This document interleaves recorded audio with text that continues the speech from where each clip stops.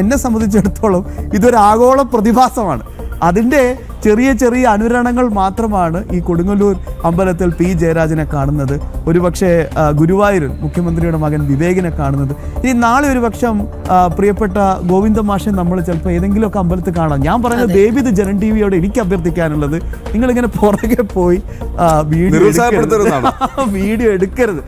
കാരണം ഇത് അനിവാര്യമായ ഒരു എത്തിച്ചേരലാണ്. 1980-കളിൽ തന്നെ സൈദ്ധാന്തികനും BMSന്റെ സ്ഥാപകനൊക്കെ ആയ ദത്തോപന്ത് ഠേങ്കഡ്ജി അദ്ദേഹം കൃത്യമായി തന്നെ പ്രവചിച്ചിട്ടുണ്ട്.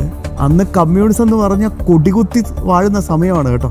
അന്ന് അദ്ദേഹം തന്നെ പറഞ്ഞിട്ടുണ്ട്, ഇതിന് വലിയ ആയുസൊന്നുമില്ല മക്കളെ, ഏറി വന്ന 10 വർഷം അതിനുള്ളിൽ തന്നെ ഇതിൻ്റെ കാര്യത്തിൽ തീരുമാനമാവും. ഏതാണ്ട് 90-കളിലൊക്കെ നമ്മളത് കണ്ടു തുടങ്ങി. USSRലൊക്കെ വലിയ രീതിയിലുള്ള മാറ്റങ്ങളും പ്രതിഷേധങ്ങളൊക്കെ നമ്മൾ കണ്ടു. അവിടെ ഒരു തൊഴിലാളി സംഘടന സോളിഡാരിറ്റി ആണെന്ന് തോന്നുന്നു. അവർ എന്തിനാണ് പ്രതിഷേധം നടത്തിയെന്നറിയോ? ബോണസ് കൂട്ടാനോ അല്ലെങ്കിൽ വർക്കിംഗ് അവേഴ്സ് കുറയ്ക്കാനോ ഒന്നുമല്ല.